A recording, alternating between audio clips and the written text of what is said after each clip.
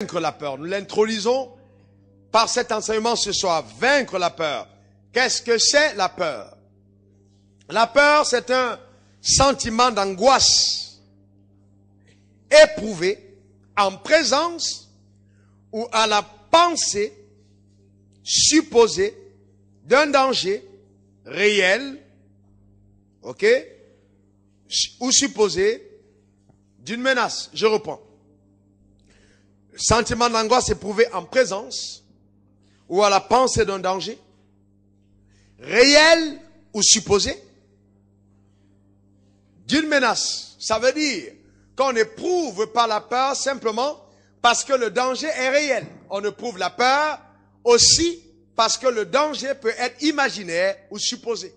Donc, la peur, c'est un sentiment d'angoisse, voyez, que nous éprouvons dans notre homme intérieur quand nous sommes en présence ou à la pensée, simplement. Donc, ça veut dire que le fait n'a pas besoin d'être réel, on peut simplement penser ou à la pensée, voyez, d'un danger qui peut être réel ou supposé ou alors d'une menace. Amen.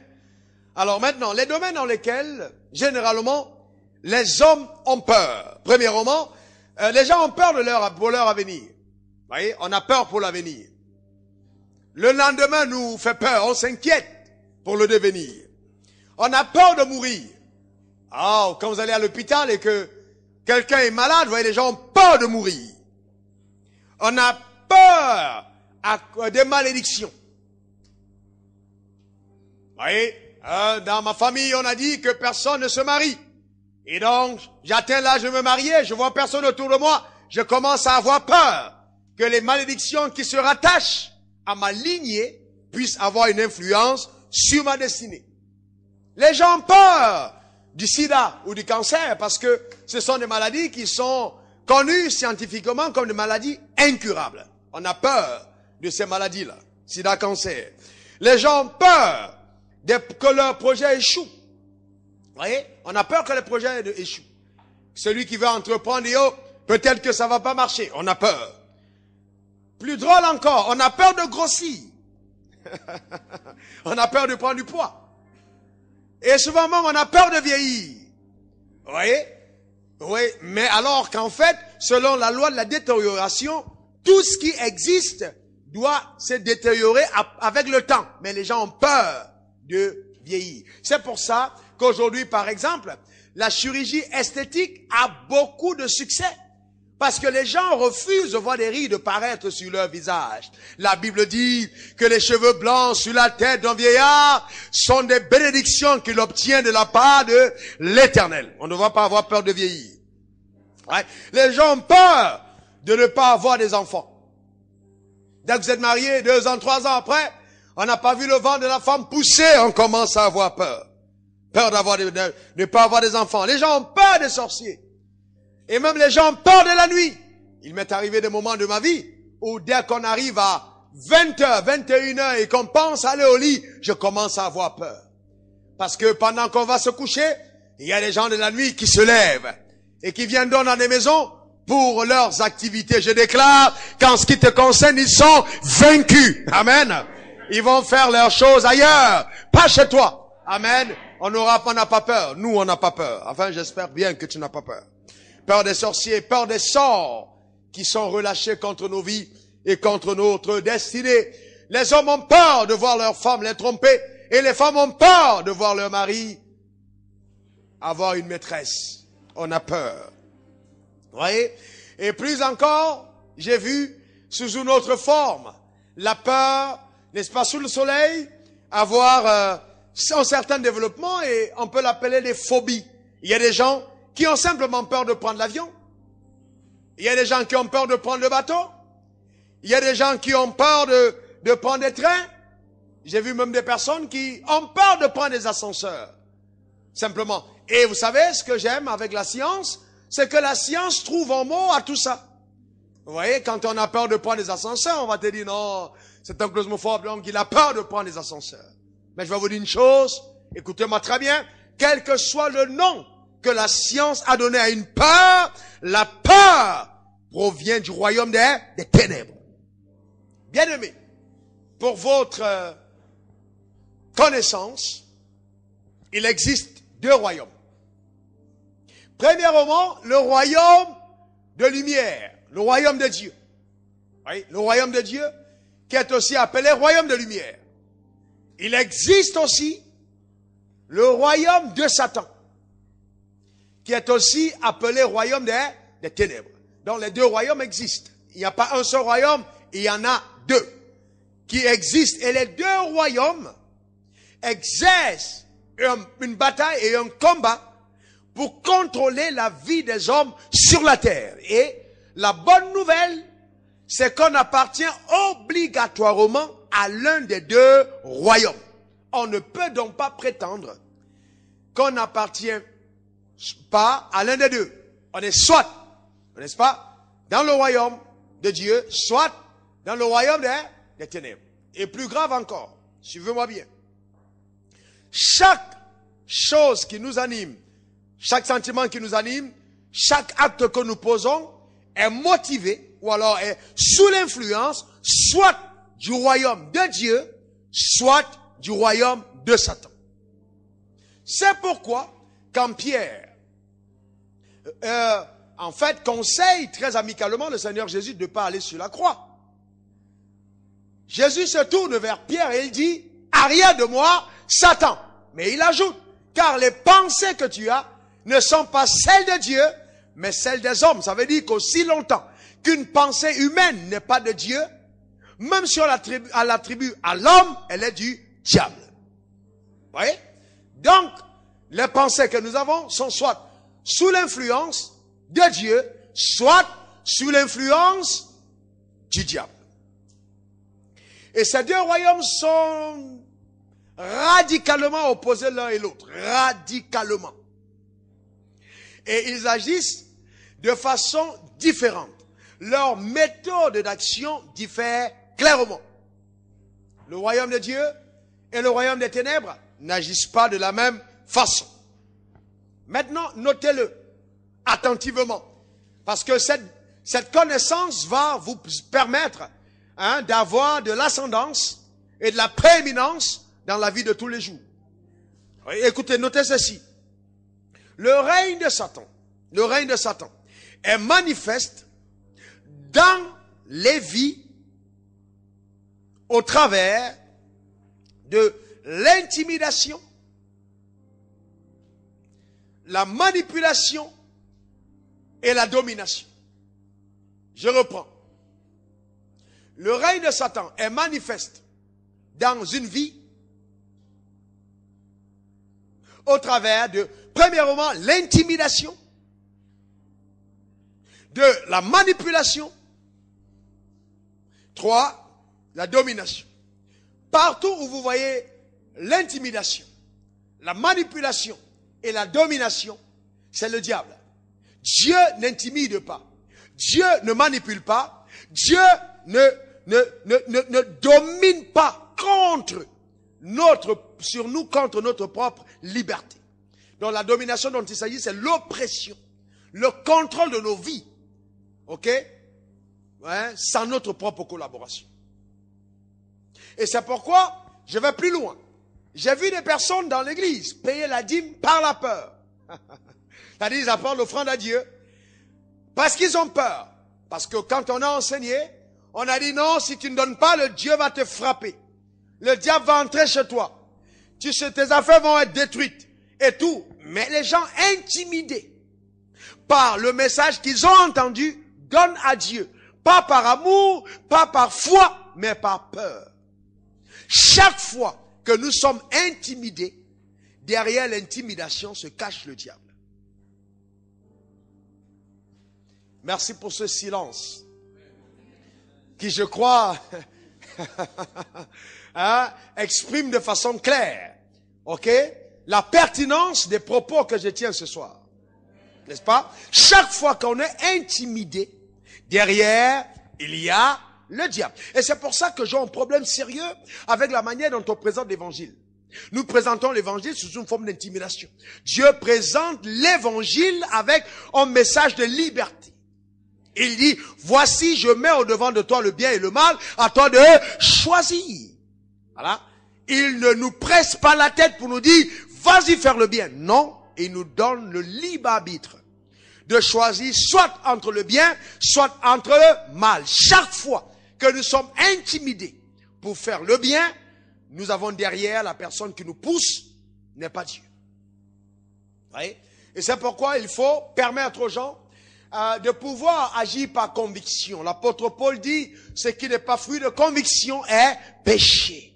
Oui? Donc quand on agit par intimidation, on n'est pas convaincu. Il faut que les gens agissent par conviction. C'est pour ça que j'aime dire aux gens, si tu n'es pas convaincu de faire une offrande, ne la fais pas. Tu n'es pas convaincu de payer ta dîme, ne la paye pas. Voyez? Ah oui, Dieu peut se passer de toi pour faire son œuvre. D'ailleurs, il n'a pas demandé ton avis pour te donner des oreilles.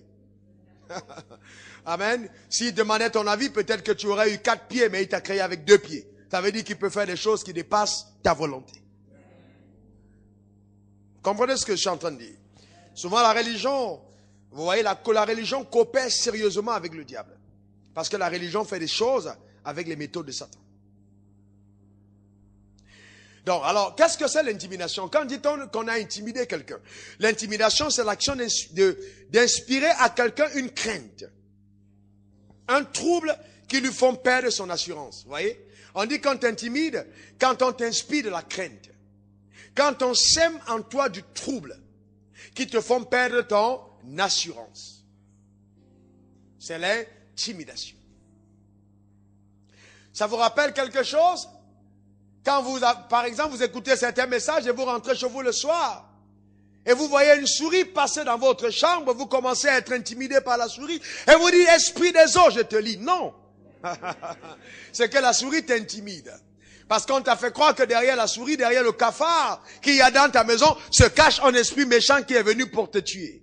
Donc l'intimidation t'amène à la réaction. Je vais vous dire une autre chose. J'ai vu des gens qui prient. Et quand, vous voyez, qui prient, mais qui prient motivés par la peur. On prie tout en ayant peur.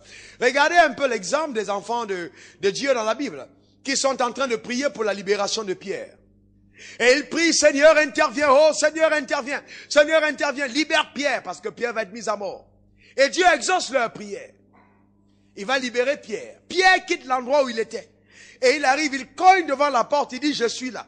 Quand on ouvre la porte, on referme, on met le crochet. Et on va maintenant dire aux gens qui priaient, il y a un démon qui est dehors. Un démon est à la porte. Comment ça, il y a un démon qui a pris la face de Pierre? J'ai dit, viens voir, le démon est là. Quand j'ai ouvert, c'était, comment Pierre peut être ici? Alors qu'ils étaient en train de demander à Dieu, libère Pierre. Combien de fois, même pendant les moments où nous prions, nous avons prié, mais nous avons gardé la peur dans notre cœur. Que la miséricorde de Dieu continue de nous diriger. Amen.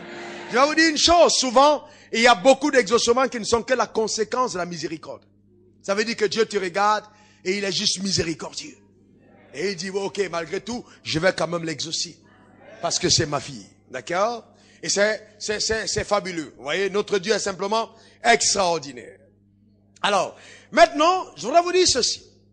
La peur vient directement de Satan. C'est un sentiment qui nous est inoculé par un démon de l'enfer. Ok? La peur est pour le diable ce que la foi est pour Dieu. Donc la peur ça vient de l'enfer. Ce n'est pas un sentiment qui vient de nous. On a peur, ça vient tout droit de l'enfer. Et c'est un sentiment qui nous est inoculé comme un venin jeté sur notre vie, comme un filet qu'on a lancé sur un oiseau qui a été jeté par des démons pour nous maintenir en captivité. Je déclare que l'esprit de peur sur ta vie est totalement vaincu au nom de Jésus. Car Dieu ne t'a pas donné un esprit de timidité, de peur ou de crainte, mais un esprit de liberté, d'amour et de joie en lui. Alléluia. Amen. Fais honte à Satan ce soir en disant Amen. Amen. Alléluia. Amen. Et vous voyez donc, c'est un sentiment qui vient de Satan. Et vous voyez, le Satan est tellement subtil que, sachant que ce mot peur peut être contré, il y a eu tellement de dérivés qui viennent du mot peur, et j'en ai sélectionné pour vous environ une quinzaine. Alors, premièrement, vous avez le mot crainte, qui vient de la peur. Crainte, quand on dit de quelqu'un qu'il a une crainte, c'est le mot hantise, le mot inquiétude, le mot trouille, le mot phobie, le mot frousse, une frousse. Hein? Quand on dit tu as de la frousse. Le mot terreur. Le mot affolement. Le mot panique. Le mot angoisse. Frayeur. Épouvante. Et même le mot stress, bien aimé, sont des dérivés de la peur. Vous voyez? Chaque fois qu'on s'inquiète, on a peur. Chaque fois qu'on a de la trouille, c'est la peur. La terreur, c'est la peur. L'affolement, l'épouvante, la panique, l'angoisse. Et c'est pour ça, vous voyez, face aux personnes qui s'affolent, j'aime toujours dire, quel que soit ce qui se passe sur la terre, Dieu n'a pas été éjecté de son trône. Il garde le contrôle de toutes choses. Amen. Amen. Est-ce que vous comprenez? Vous voyez, on aurait toutes les raisons de paniquer si Dieu avait perdu le contrôle de son trône. Mais aussi longtemps qu'il est assis sur son trône et qu'aucun de ses opposants ne remportera jamais les élections contre lui au ciel. Amen. Parce que Dieu ne fonctionne pas dans la démocratie. Et même s'il y avait démocratie, il aurait eu 2 tiers des électeurs contre 1 tiers. Il gagnerait quand même. Parce que, est-ce que vous me comprenez? Amen. Il aurait quand même gagné. Il serait sur son trône. Il avait, n'est-ce pas, les anges, il n'y a que 1 tiers qui se sont rebellés. Donc même démocratiquement, il reste encore le patron sur son siège. Amen. Vous voyez? Donc, il n'y a pas de raison de paniquer. Dis à ton voisin, il n'y a pas de raison de paniquer. Il n'y a pas de raison d'avoir peur. Amen. Très bien. Alors maintenant, je veux parler plus clairement de l'origine de la peur. L'origine de la peur. L'origine de la peur. J'ai dit tantôt que la peur vient du diable. Ça, vous le savez. Notez maintenant cette deuxième déclaration. La peur est l'évidence d'une influence de Satan dans notre vie. La peur est l'évidence, je dis bien l'évidence, d'une influence de Satan dans notre vie. On verra ça tout à l'heure. Troisième déclaration. La peur est la preuve de l'absence de la foi en Dieu, en nous. Vous voyez? Donc quand on a absence de la foi en Dieu, on a peur. Donc la peur est la preuve de l'absence de la foi en Dieu dans notre cœur. Ensuite, la peur est l'évidence de la confiance que nous avons en Satan et à ses agents. Donc chaque fois que tu as peur, tu es en train de dire au diable, je te fais confiance. Et à Dieu, moins confiance. Oui? Donc la peur exprime une confiance qu'on a en Satan. Ça veut dire que quel que soit notre état, parce que Dieu nous a créés pour qu'on fonctionne par la foi, soit, vous voyez, soit on a foi au diable, soit on a foi en Dieu. On n'a jamais, ça dans tous les cas, on a foi en l'un des deux, puisqu'il y a 2 royaumes. Vous comprenez ce que je veux dire? Et chaque fois que vous avez peur, vous êtes en train de dire à Satan, je te fais confiance. Sur ce point-là, j'ai plus confiance en toi qu'en Dieu. Par exemple, vous prenez une pirogue à moteur, comme ce fut mon cas, je crois que c'était dans les années 1998-19, pour aller au Nigeria. Et vous êtes en plein dans la mer. C'est une pirogue, une petite pirogue où vous êtes 7 dedans. Et donc vous avez quelqu'un, un aventurier qui a fait de ça son métier. Vous voyez, qui vous récupère de l'autre côté. Parce que je crois que, en fait, le problème qu'on a dans nos nations africaines, c'est qu'il y a vraiment des choses qu'on permet. On met en péril la vie de nos populations comme ça parce qu'il n'y a pas de régulation dans certains secteurs. J'ai dit bien, un aventurier va ramasser des personnes sur un rivage et va les déposer de l'autre côté en faisant de ça son métier. Et à l'intérieur, vous n'avez pas de bois de sauvetage, vous n'avez rien du tout. Votre main touche juste de l'eau à côté. Et vous devez traverser le plein océan Atlantique. Vous vous rendez compte? Et donc, moi, j'ai pris cette pirogue à moteur et c'était moins cher. À cette époque-là, c'est tout ce que ma foi pouvait me permettre. Gloire à Dieu pour les expériences que nous avons dans la pauvreté. Amen. C'est tout ce que, honnêtement, je pouvais me permettre. Je tenais tellement à aller à cette conférence que le peu de ressources que j'avais, je devais aller prendre cette pirogue. Et je vais vous dire une chose qui va vous étonner. Même pour prendre la pirogue, aller-retour qui devait faire à l'époque 17 000 francs, j'ai dû croire en Dieu farouchement. Et un tailleur qui avait son petit atelier a eu une révélation de la part de Dieu pour venir me donner les 17 000 francs. J'ai pris la pirogue et je suis parti, mais j'avais cru en Dieu pour ça. À ce niveau de ma vie, c'était vraiment ce que ma foi pouvait produire. Et j'ai rendu grâce à Dieu d'avoir obtenu cet argent. Et quand on a traversé à l'aller, il y a eu un incident qui s'est produit. Notre pirogue est tombée en panne au milieu de la mer. Et vous savez, chaque fois que les défis arrivent au-devant de vous, vous devez faire le choix. Soit votre vie est sous l'influence, soit en ce moment, vous décidez de croire en ce que la Bible dit, soit vous décidez de croire aux mensonges que le diable vous envoie. Est-ce que vous êtes avec moi? Donc, la pirogue qui tombe en panne, en plein milieu de la mer, et le moteur ne démarre plus, quelques instants après, nous voyons des corps qui sont en train de flotter au milieu de l'océan, des personnes qui ont chaviré en amont, et dont les vagues sont en train de nous amener les corps, qui passent à quelques 1 mètre. En ce moment précis, bien-aimé, je peux vous dire que le diable commence à vous dire des choses. Amen. Pour vous inspirer la peur. Vous voyez? Et ça, vous savez, c'est trop facile à l'église de dire, oui, je suis la tête dans la queue, je crois que l'Éternel est avec moi, il me délivrera. À l'église, c'est facile. Il n'y a que votre voisin, il n'y a aucun démon ici. Il n'y a que votre voisin qui est là. Il n'y a pas d'opposition. Donc vous confessez, le diable dit, il n'y a pas de problème. D'accord? Il n'y a aucun souci.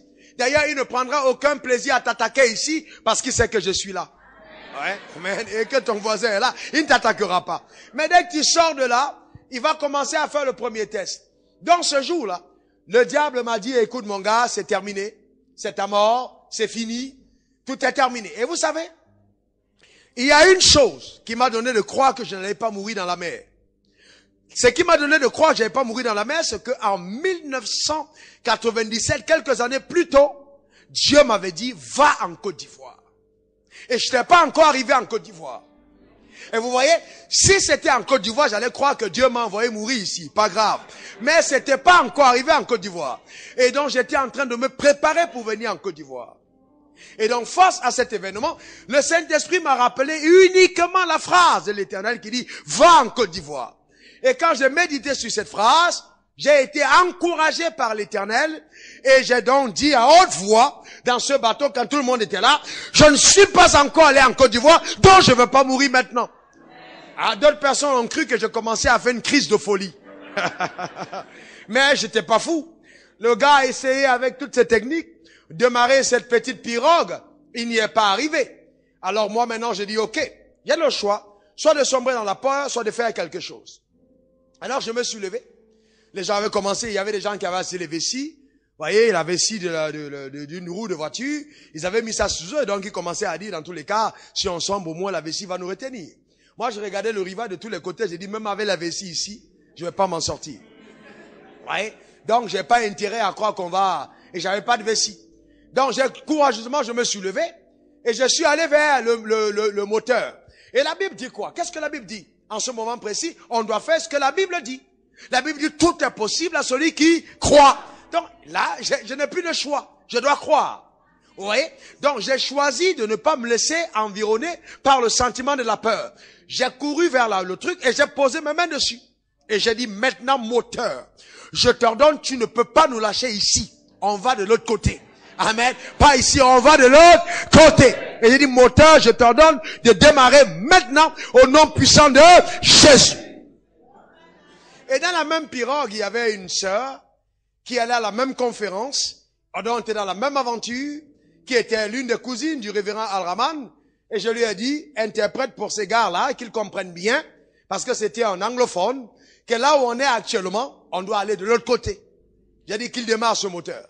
Il a tiré le moteur n'a pas démarré. Et il y a des moments quand le sentiment de la foi descend en vous, vous sentez vous-même que vous êtes ivre de quelque chose qui est descendu sur vous. J'ai dit, démarre-moi ce moteur. Donc il a essayé, j'ai dit, démarre ce moteur. Moteur, démarre. Et à un certain moment, après plusieurs essais, quand il voulait se relâcher, j'ai dit, mon gars, tire encore sur la corde. Il a tiré, et tout son entendu. Amen. Le moteur avait démarré. D'accord? Je vais vous dire quelque chose. Je crois pour ma part. Ça pouvait paraître en fait anodin que c'était pas au hasard. Pourquoi c'était pas au hasard? Parce que dès le ventre de ma mère, le diable avait commencé à faire des pièges pour me faire mourir. Et je me suis rappelé que si la main de Dieu est sur ma vie ou sur une vie et que Dieu en plan pour toi, l'enfer en plan contre toi. Est-ce que vous me comprenez? Et que là encore, par ma foi en Dieu, je devais mettre en déroute le plan que le diable avait contre ma vie. On est allé de l'autre côté. Amen. Je déclare sur ta vie que tu iras là où Dieu t'a envoyé. Amen. Tu accompliras les desseins de Dieu pour ta vie. Tu ne mourras pas avant ton heure. Hein, les décrets de Dieu s'accompliront pour ta destinée. Le diable n'aura pas raison de toi et dit Amen. Amen. Ok. Donc c'est important de comprendre que, vous voyez, la peur vient du diable. Maintenant, allons-y dans Genèse 3, verset 10. Je vais vous faire voir quelque chose. Genèse 3, verset 10. Ok? Ça, c'est ce qui se passe, d'accord, quand l'homme a péché. Genèse 3, verset 10. Et dans ce texte de la Bible, c'est la première fois où le mot peur, suivez-moi bien, suivez ici, c'est la première fois où le mot peur apparaît dans l'univers. C'est la première fois que le mot peur est cité dans l'univers. C'est la première fois qu'un être humain éprouve de la peur. C'est dans Genèse 3, verset 10. Quand l'homme a péché, et que Dieu lui a posé la question, où es-tu? Premièrement, je vous pose cette question à vous. Est-ce que Dieu ne savait pas où Adam était? Hein? Est-ce que Dieu savait? Il dit, Adam, où es-tu? Il dit, j'ai entendu ta voix, je me suis caché. Hein? Je suis nu. J'ai eu peur, je me suis caché. Il dit, j'ai eu peur. Pour la première fois, le mot peur apparaît. L'homme a eu peur. Mais pourquoi est-ce qu'il a eu peur, à votre avis? Qu'est-ce qui a déclenché la peur dans la vie d'Adam? Qu'est-ce qui a déclenché la peur? Pourquoi? Qu'est-ce qui a déclenché la peur? Très bien. Vous dites la désobéissance. Ok? Premièrement, il a eu peur parce qu'il a désobéi. C'est vrai. Il a désobéi, il a eu peur. Donc, la désobéissance a été la base de la peur. Maintenant, deuxièmement, il se savait en insécurité. Vous voyez? Que son acte le conduirait totalement il était en insécurité. Pourquoi? Parce que Dieu lui avait dit, tu pourras manger du fruit des arbres et tous les arbres du jardin, mais tu ne mangeras pas de la connaissance du bien et du mal, car le jour où tu mangeras, tu mourras. Donc le fait d'avoir transgressé la loi de Dieu a mis l'homme dans un sentiment d'insécurité. Donc l'homme était en insécurité. Insécurité pourquoi? Parce qu'il n'était, n'est-ce pas, il n'était plus sous la protection de Dieu. Il était sorti de la protection de Dieu. Il avait rompu, voilà, son alliance avec son Créateur. Il a été en insécurité. Imaginez un seul moment que vous êtes chez vous et que par la suite, vous avez, étant dans votre maison, vous avez des gardes de corps qui sont là tout autour de vous. Vous avez des gardes de corps dans votre maison. Et on crie au voleur, il y a des brigands, Quel est votre sentiment? Vous avez des gardes de corps dans votre maison. Et vous entendez dire qu'il y a des gens qui viennent dans des maisons et qui volent. Est-ce que vous vous sentez en insécurité? Pourquoi? Oh, mais pourquoi vous êtes pas en insécurité? Parce que vous avez une protection. D'accord? Mais imaginez que vous vivez dans une maison à 15 km de la ville. Et qu'autour de vous, il n'y a personne d'autre. Et on vous dit, ces gars-là, ils arrivent dans des maisons, ils sautent, ils volent, ils pillent, ils tuent tout le monde. Quand vous dormez chez vous la nuit, comment vous vous sentez? Pourquoi vous êtes en insécurité? Est-ce que le danger est devant vous? En ce moment, vous êtes face à un danger supposé. Donc le fait de penser même, d'imaginer qu'il peut avoir une conséquence, crée justement un sentiment d'angoisse, de peur, de frayeur. Vous voyez? Donc le danger n'est pas forcément vrai, mais il est imaginaire par l'information qu'on a reçue. Vous voyez? Celui qui, par exemple, voyez les maisons dans les films, les gens qui sont en Amérique ou en France, dans des campagnes retirées. Ils sont là dans un coin avec une maison, ils n'ont même pas de clôture. Avec le brebis tout autour, ils dorment. Alors, on ne peut pas avoir le même sentiment si on a une maison comme ça ici à Belgerville. Avec les âmes qui se baladent à gauche, à droite, bien aimé. C'est pas la même chose.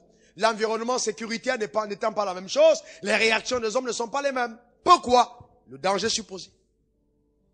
C'est danger supposé. Allez voir comment est-ce que tous les magasins ont réagi après la crise ici. Il n'y a plus de vitres sur un magasin. On a mis des grilles. Vous voyez? On a mis des murs partout. On a haussé des murs partout. Donc pourquoi? Parce qu'il y a un danger supposé qui amène des réactions dues à la peur. Est-ce que ça va? Donc, maintenant, je voudrais vous donner une révélation sur ce qui s'est passé. Parce que, est-ce que l'homme a eu raison d'avoir peur ou pas? Allons-y dans la révélation de ce qui s'est passé. Premièrement, on est d'accord que Dieu avait interdit de manger le fruit. Quels sont ceux qui savent que c'était vrai? Que Dieu a interdit de manger le fruit. Et que c'était vraiment un fruit, c'était pas le sexe. Hein? On est d'accord là-dessus. Lève la main. D'accord. Dis à ton voisin, j'espère que tu as bien compris. C'était un fruit. Très bien. Très bon. Maintenant, la deuxième chose, c'est que la conséquence était quoi? Elle était claire. Si tu manges, tu meurs. On est d'accord? Très bien. Est-ce que l'homme avait déjà connu la mort? Est-ce que l'homme connaissait ce qu'est la déchéance? Très bien. Mais il avait simplement dit, le jour où tu manges, tu meurs. Troisième chose. À votre avis, quand l'homme a péché, à votre avis, hein, quand l'homme a péché, réfléchissons un peu. Quelle a été la réaction de Satan? Quand l'homme a mangé de ce fruit, quelle a été la réaction de Satan à côté de l'homme? Comment? Puisque le diable passe son temps à intimider, manipuler et dominer. Donc quand l'homme a mangé de ce fruit, est-ce que le diable est resté silencieux? Qu'est-ce qu'il a dû dire à l'homme? Bien fait pour toi. Là je t'ai eu. Oh, tu ne connais pas Dieu, hein? Moi j'étais avec lui. Et j'ai désobéi. Dieu est mauvais. Il m'a préparé le feu pour que je sois là-bas éternellement. Oh, tu es foutu.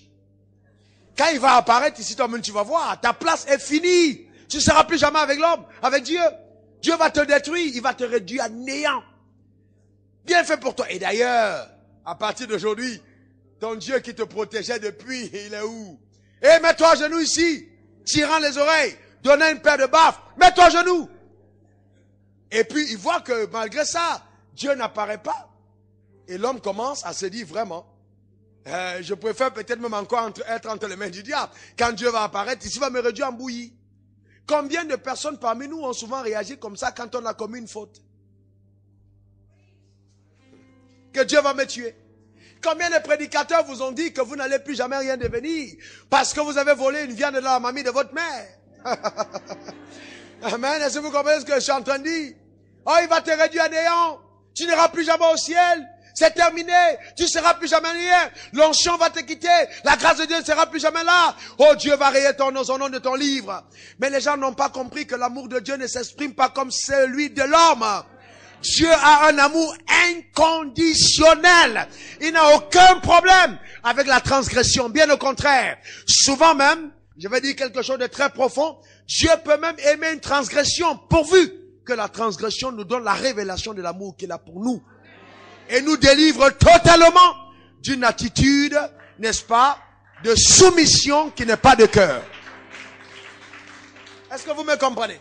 Vous savez que, je vais vous dire une chose. Et il y a une différence entre quelqu'un qui t'obéit parce qu'il a peur et quelqu'un qui t'obéit parce qu'il t'aime. Aussi longtemps que l'homme n'avait pas transgressé, l'amour de l'homme pour Dieu ne pouvait pas atteindre la dimension qu'elle a eue après la chute.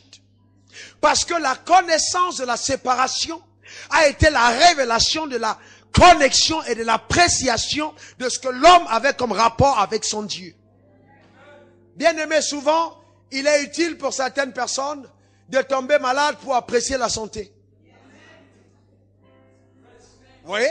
Quand vous êtes à l'hôpital et que vous ne pouvez rien manger du tout et que vous voyez la belle cuisse de poulet sans appétit, vous voyez les salades et les tomates sans appétit, vous vous rendez compte que vous déprimez et que vous ne pouvez plus rien consommer. Les gens se lèvent, vaguent à les occupations, vous êtes coués sur un lit. Alors là, vous commencez à dire, Dieu, je suis prêt à tout donner pour retrouver la santé. Mais quand vous avez la santé, vous maudissez Dieu, oubliant qu'il vous a donné quelque chose d'extraordinaire. C'est la même réaction quand on n'a pas de mari. Oh, quand je veux me marier, j'essuierai les chaussures de mon mari le matin. Quand il viendra, je dirai prince. J'appellerai mon Seigneur. Et quelque temps après le mariage, et on dit, est-ce que tu peux faire, et toi là, tu peux pas chauffer ça pour toi, toi-même. C'est comme ça que l'homme est, vous comprenez de quoi je parle. Amen. Amen. Oui. Donc, amen. Donc, apprenons à valoriser ce que nous avons. Donc, amen. Très bien. On m'accuse souvent d'être partial et de ne parler qu'en faveur des femmes. Ah donc, j'essaie de ramener l'équilibre. Alors, écoutez-moi très bien. Donc, qu'est-ce qui se passe dans Genèse 3, verset 21? La Bible dit, quand l'homme a péché, Dieu descend et il fait à l'homme des vêtements de peau. Et il habille l'homme avec des vêtements de peau. Et qu'est-ce qu'il fait avec le vêtement de peau? Il couvre. Et l'amour couvre une multitude de fautes. Donc Dieu, malgré le fait que l'homme a peur, descend vers l'homme et lui dit par cet acte, mais tu n'as pas à avoir peur de moi. Pourquoi tu as peur? Si tu as commis une faute, pourquoi tu ne viens pas me l'avouer? Pourquoi tu attends que je te demande? Tu aurais dû courir vers moi pour me dire, j'ai transgressé, j'ai péché. Et Dieu va couvrir la nudité. Comme pour lui dire, ce que le diable t'a dit me concernant n'est pas vrai. Tu n'as pas de raison d'avoir peur de moi. Quel que soit ce qui arrive, fais-moi confiance, je t'aime, je suis ton Dieu. Bien-aimé, la pire catastrophe qui puisse arriver à un homme, c'est de considérer, n'est-ce pas, qu'il n'a plus droit à l'amour de Dieu parce qu'il a commis une faute. C'est catastrophique. Dieu continuera à t'aimer même si tu as commis une erreur. L'amour de Dieu est inconditionnel. Il ne t'aime pas parce que tu pries, il ne t'aime pas parce que tu gênes, il ne t'aime pas parce que tu es un homme, il ne t'aime pas parce que tu es une femme. J'ai vu des gens changer de titre et s'appeler maintenant prophète parce qu'ils pensent que Dieu aime mieux les prophètes que les apôtres. Ou les apôtres que les pasteurs. Non. Dieu t'aime même quand tu ne le connaissais pas. Vous voyez? Donc c'est un amour inconditionnel, il nous aime. C'est un amour qui ne change pas. Et il nous aime. C'est tout. Donc il n'y a pas de raison d'avoir peur de Dieu. Il faut avoir une relation sincère, droite, franche avec ton Créateur. L'homme a eu peur. Il a eu peur. Vous voyez? Notez ceci. Et c'est très important. Les domaines dans lesquels nous avons peur sont généralement les domaines où nous sommes ignorants, n'est-ce pas, de la vérité biblique.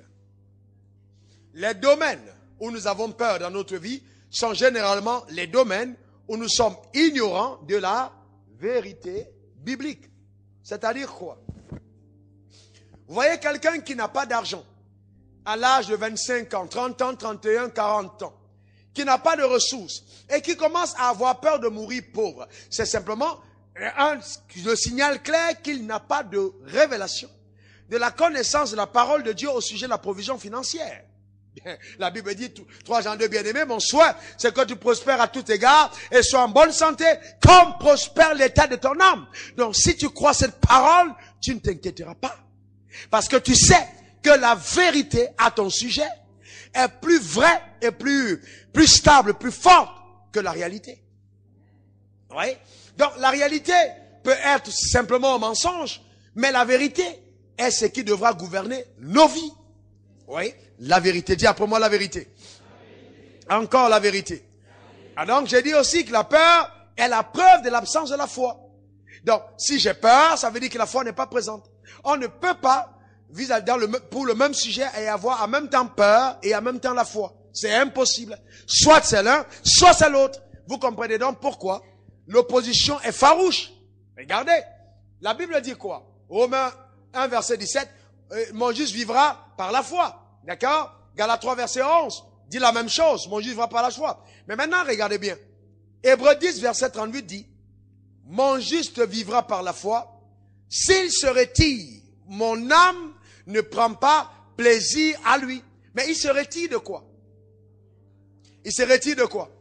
Est-ce que quelqu'un peut lire le texte de Romains, de Hébreux 10, verset 38? S'il te plaît, prends le micro. Ok? Hébreux 10, verset 38. Suivant la lecture de ce texte. Hébreux 10, 38. Oui. Et mon juste vivra par la foi. Oui. Mais s'il se retire, mon âme ne prend pas plaisir en lui. Très bien, je pose une question. Mon juste vivra par quoi? Par la foi. Mais s'il se retire de quoi?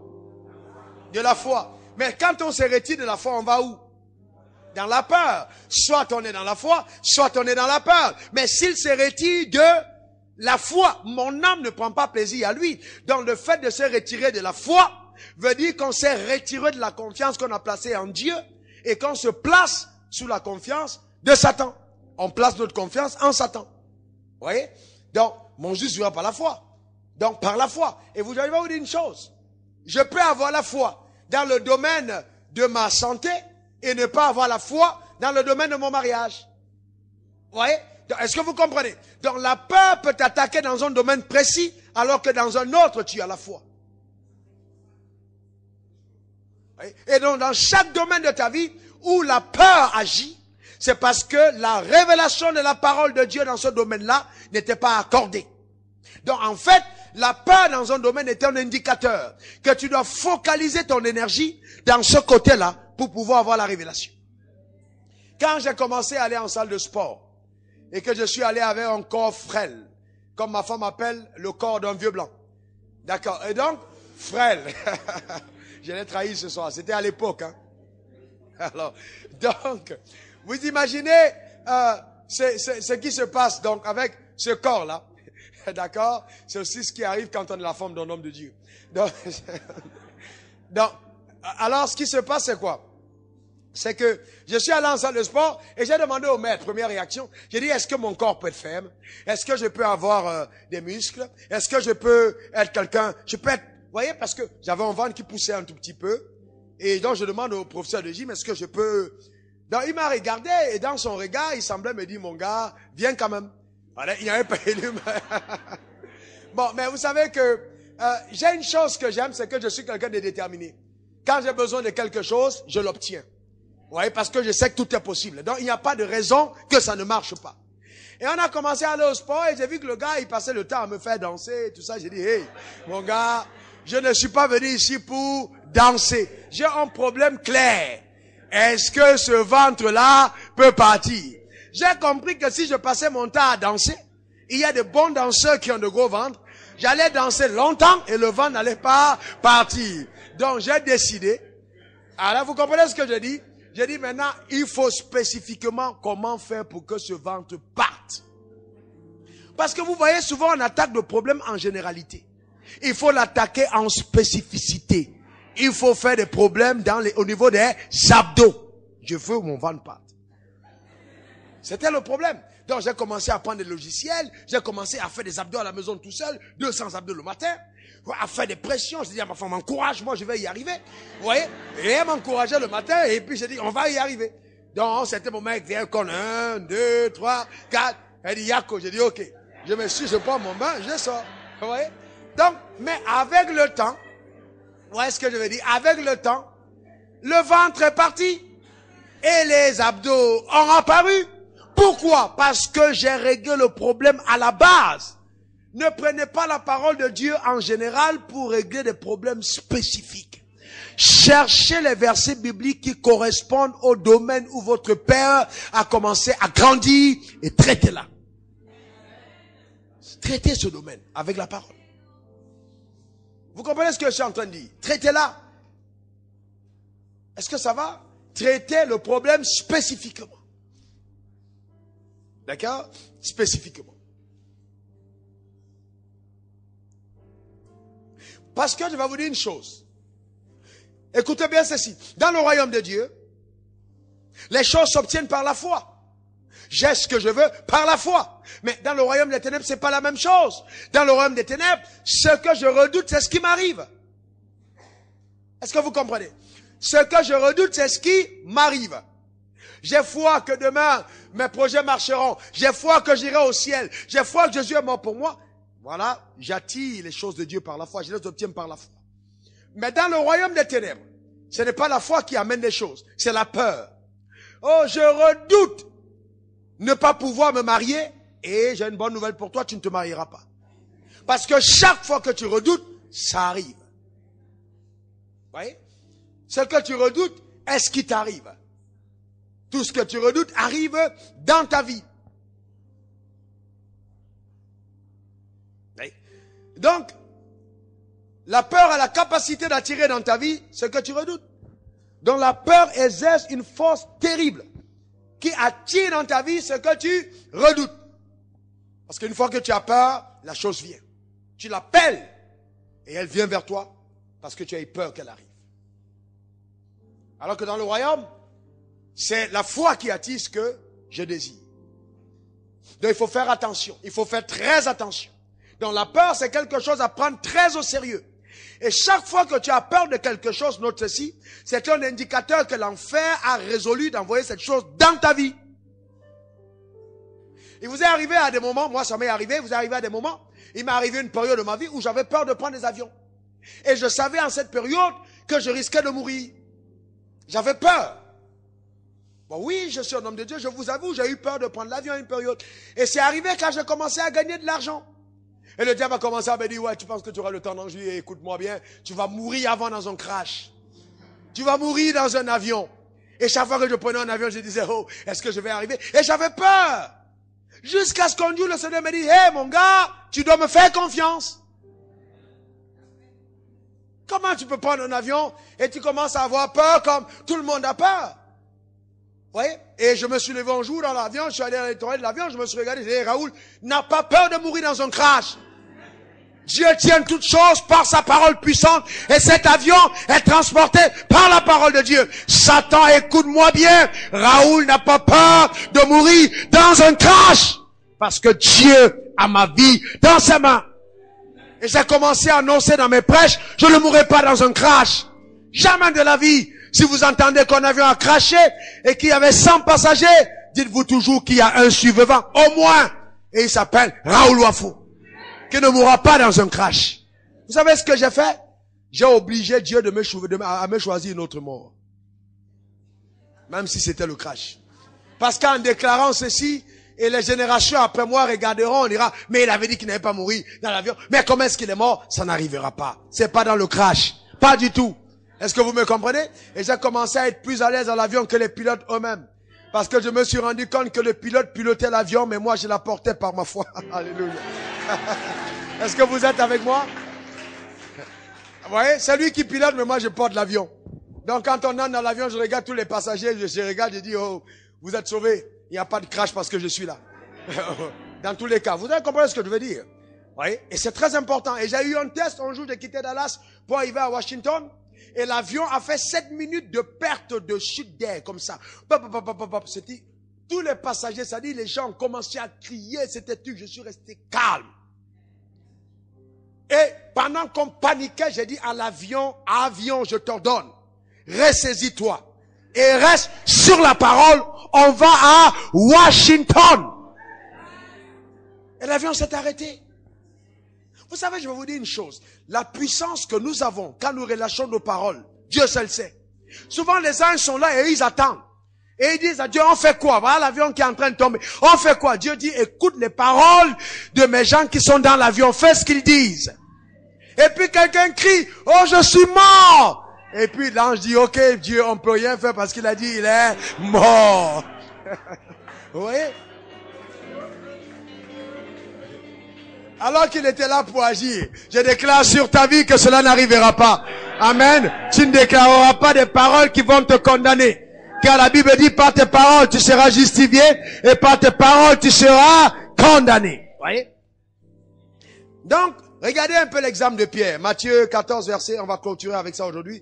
Matthieu 14, verset 28 à 38, à 31. Matthieu 14, verset 28 à 31. Tu peux lire, s'il te plaît?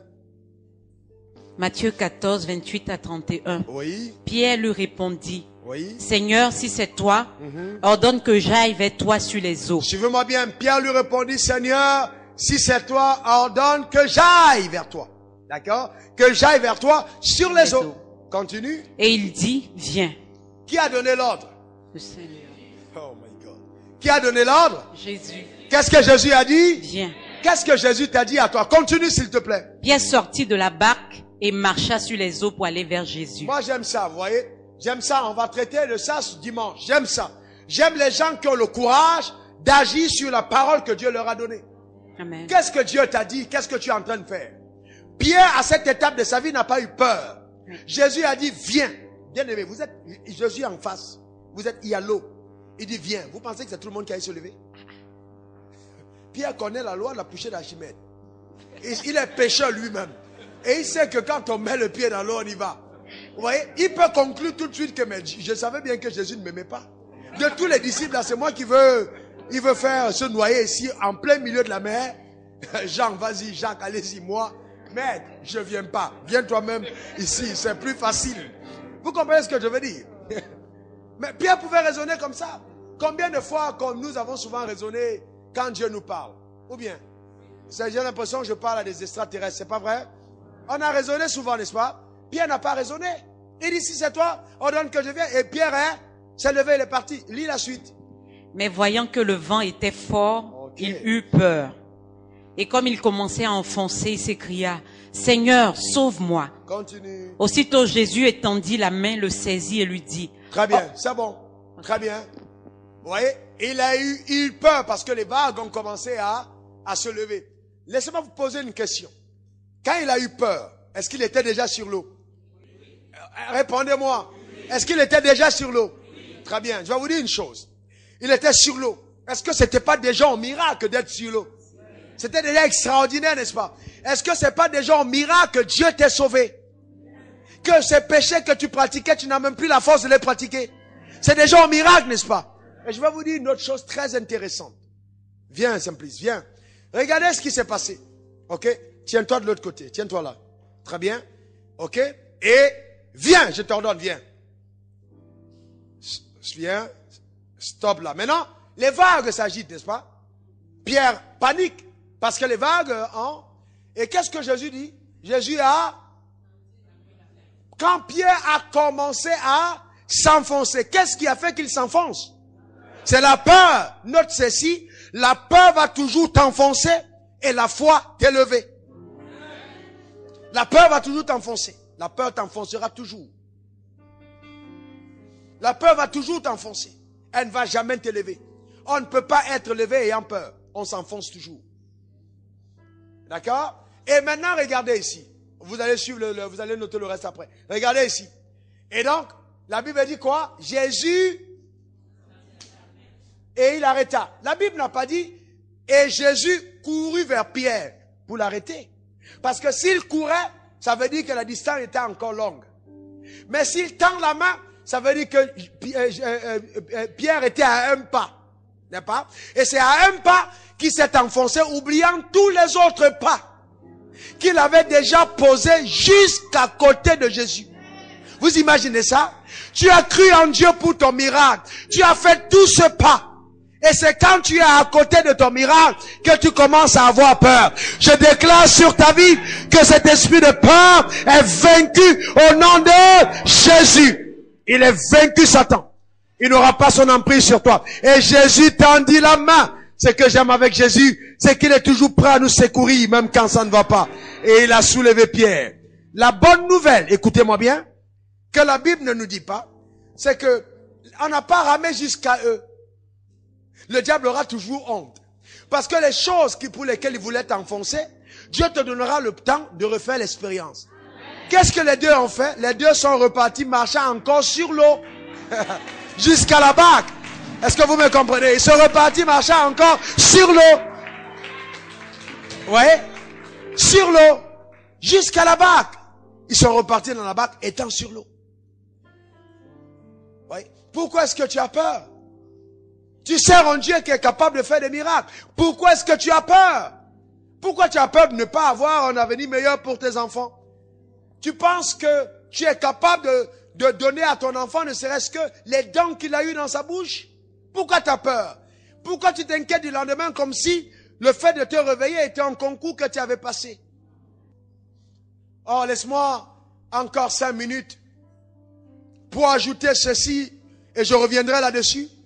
La semaine prochaine, quand les frères de Joseph ont vendu Joseph, Joseph n'avait pas péché.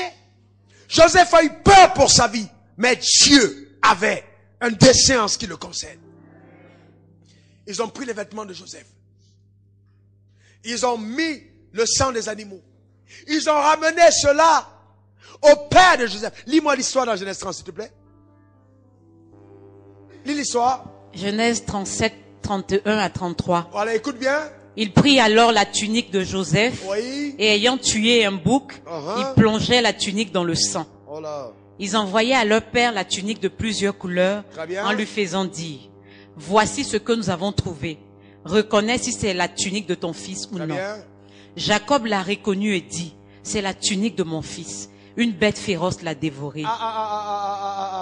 Voilà le problème que, voilà l'histoire de beaucoup de personnes. On a pris la tunique, on a mis dans le sang.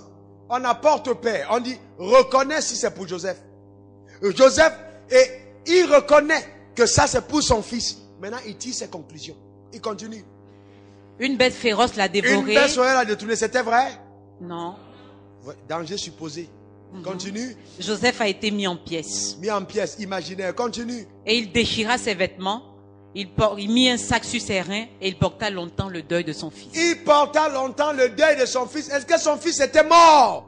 Est-ce qu'il était mort? Je vais vous dire quelque chose. Ce qui est souvent à la base de nos peurs, je parlerai de ça, le message prochain, les ancres ou les amarres de la peur. Là où la peur s'agrippe. Vous voyez? Souvent, en majorité de temps, c'est faux. Tu vas à l'hôpital et puis on te donne un rapport. VIH, on met positif. Positif, ça change quoi à négatif? C'est un papier qui est écrit. Positif. Et le gars qui a mis positif, peut-être même il s'est trompé. Vous comprenez? Tu étais bien portant, on a mis positif. On n'a rien dit, hein. Tu commences à dire, je suis mort. Je vais bientôt mourir. Vous voyez? Toi-même, tu commences à ajouter, tu fais ton deuil. Voilà, je savais que moi-même, je ne vivrai pas longtemps.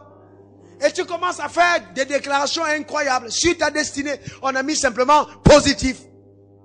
C'est pas parce que le rapport a mis quelque chose que c'est vrai. Est-ce que vous me comprenez? Est-ce que vous me comprenez? Je vais vous dire une chose. La présence du virus dans ton sang ne veut pas dire que tu es atteint. Il faut que les gens comprennent que le diable est un menteur. Pourquoi les gens meurent après le test? Pourquoi ils tombent malades? Ce n'est pas le virus qui les a tués. Généralement, c'est la pensée de ce que le virus qui est en train de faire en eux qui les tue. Ce n'est pas le virus. Mais regardez un autre exemple. Paul a eu sur lui la vipère. Au départ, quand il a survécu, on dit, oh, on les a pris, on les a accueillis. Paul ramasse les brindilles, il jette dans le feu. Une vipère s'attache à sa main. Et les gens disent, oh, on vous a pas dit. Ce gars-là, c'est un meurtrier de tout le monde. Pourquoi c'est sur sa main que la vipère s'attache? Et la vipère le pique. Et tout le monde attend la mort de Pierre. Et Pierre regarde tout le monde et il se regarde après un certain nombre de temps. On dit, on vous a pas dit. C'est un Dieu. Parce que si il était un meurtrier, il serait mort. Comme il n'est pas mort, il est un Dieu. Je déclare sur ta vie que les circonstances qui te frappent vont être la base de ton élévation, de ton témoignage, de ta célébration par la puissance merveilleuse de Dieu au nom de Jésus. Amen. Ce qui a été arrêté comme étant l'objet de ta mort, de ta destruction et de ta ruine sera la base de ta célébration. C'est à partir de là qu'on reconnaîtra qu'effectivement l'Éternel est avec toi. Amen. Ce diagnostic, même s'il est réel, ce n'est pas vrai. Par les meurtrissures de Christ, tu as été guéri. Et tous les rapports de la science ne sont que mensonges. Parce que la vérité se trouve dans la parole. Que Dieu te bénisse. Que Dieu te garde. Amen. Et merci le Seigneur pour sa fidélité. Rends grâce à Dieu pour cette œuvre merveilleuse dans ta vie. Bénis le Seigneur pour sa fidélité. Exalte le nom de Dieu, exalte le nom de l'Éternel. Bénis ton Créateur, exalte le nom de Dieu au nom de Jésus. Exalte le nom du Seigneur, exalte ton Créateur. Bénis celui qui est, qui était et qui vient. Remercie le Seigneur de ce qu'il est au contrôle de ta vie. Rends grâce à Dieu de ce qu'il contrôle ta vie. Alléluia. Merci Seigneur. Au nom de Jésus. Répète ces paroles après moi. Éternel des armées, ta main droite levée vers le ciel. Je crois que tu existes et que tu es mon Créateur. Je crois aussi que c'est toi qui produis en moi la vie, le mouvement et l'être par ta puissance. Je fais le choix de l'obéissance à ta parole. Je fais le choix de la foi. C'est pourquoi je déclare que la peur n'a pas une emprise sur ma vie et ma destinée. Au nom de Jésus, au nom de Jésus, je déclare, esprit de peur, tu es vaincu au nom de Jésus, au nom de Jésus. Je prends autorité contre toute emprise de Satan, contre toutes les œuvres des ténèbres dirigées contre ma vie, et je décrète, moi Raoul Wafo, appelle ton nom, moi Raoul Wafo, aucune œuvre des ténèbres contre ma vie ne prospérera au nom de Jésus, au nom de Jésus. Selon qu'il est écrit, le malheur atteindra souvent le juste, mais l'Éternel l'en délivrera toujours. Je déclare, quel que soit le malheur qui s'est approché de ma tente, qui m'a atteint, j'annonce par la puissance de Dieu que la délivrance de l'Éternel sur ma vie est certaine au nom de Jésus. Éternel des armées, je sais que tu tiens ma vie entre ta main. Et je crois que tu es un Dieu capable d'agir au-delà de ce que j'imagine, au-delà de ce que je pense. Alors, je déclare que le sentiment d'angoisse à la vue d'un danger réel ou imaginaire ne m'habitera pas au nom de Jésus. Car je crois que face au danger, l'Éternel, qui est mon Dieu, saura me délivrer au nom de Jésus. Au nom de... Et je déclare, parce que moi, Raoul Wafo, j'ai fait le choix d'avoir confiance en Dieu et de placer en lui mon cœur et ma confiance. Je ne serai jamais déçu au nom de, quel que soit ce qui arrive, je ne serai jamais déçu, car l'Éternel, mon Créateur, agira toujours en ma faveur, au nom de Jésus. Amen, amen et amen. Que Dieu te bénisse, que Dieu te